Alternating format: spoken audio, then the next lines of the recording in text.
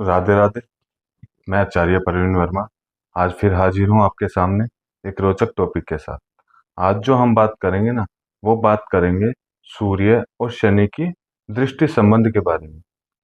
यानी कि सूर्य की दृष्टि अगर शनि पे जा रही हो या शनि की दृष्टि जो है वो सूर्य पे जा रही हो, तो ऐसे में जातक को किस प्रकार से फल मिलते हैं। ठीक है। अब मान ले सूर्य की दृष्टि जो है अगर वो शनि पे जा रही हो ना, तो कुंडली में जो शुक्र ग्रह है वो कहीं भी बैठा हो वो खराब ही माना जाता है। यानी कि शुक्र ग्रह जो है वो खराब हो जाता है। जैसे कि मान लिया कि सूर्य माना एक में बैठा है, लगन में बैठा है, ठीक है, और शनि आपके सातवें घर में बैठा है, तो शुक्र खराब हो गया। या फिर मान लिया कि सूर्य जो है वो दूसरे घर में बैठा है और शनि जो है वो आपके आठवें घर में बैठा है, तो वही दृष्टि आ गई सूर्य की शनि पे, अपने से सातवीं दृष्टि। तो इस कंडीशन में जो है सूर्य शुक्र जो है वो खराब हो जाता है। और शुक्र खराब हो मतलब ऐसा जो इंसान है वो अपने जीवन साथी को संतुष्ट किसी भी मामले में कर ही नहीं पाता। उसमें इतनी शक्ति होती ही नहीं।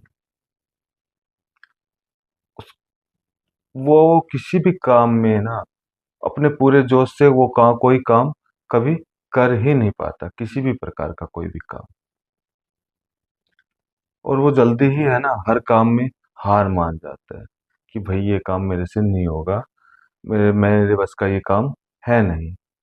और स्वास्थ्य के अंदर भी जो है खराबियां उसके जो है वो आनी शुरू हो जाती है। ऐसे योग वाले के जीवन में ना जीवन साथी का सुख जो है वो खराब हो ही जाता है। मतलब उन उसके जीवन में जीवन साथी का सुख होता ही नहीं है। ऐसा आदमी जिसकी कुंडली में सूर्य की दृष्टि शनि पे हो और शुक्र खराब हो जाए, तो ऐसा आदमी अपने जीवन साथी की बात मान के रहने पर मजबूर हो जाता है। ठीक है।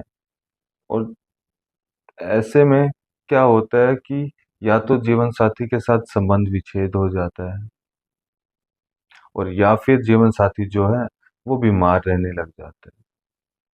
यानी कि अगर हस्बैंड की कुंडली में ये योग है, सूर्य की दृष्टि शनि पे जा रही है, तो उसकी जो वाइफ है उसके साथ ये सारी दिक्कतें जो है वो पेश आती है, वो बीमार रहने लग जाती है, या संबंध विच्छेद जो है वो होने का डर रहता है।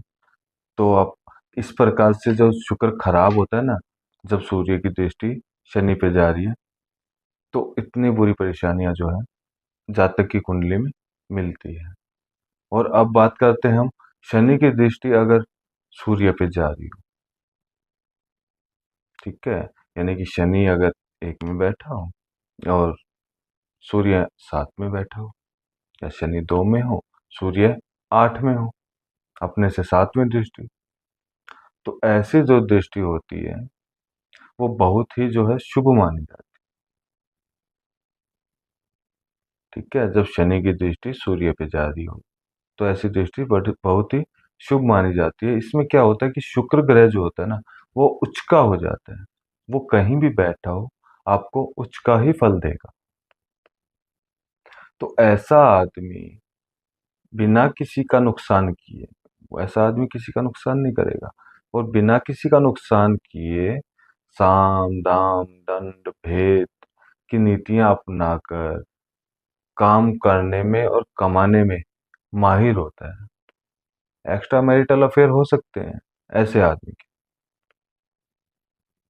ऐसा आदमी पैदाइशी चालाक, ठीक है, और बातों को बदलने में माहिर होता है।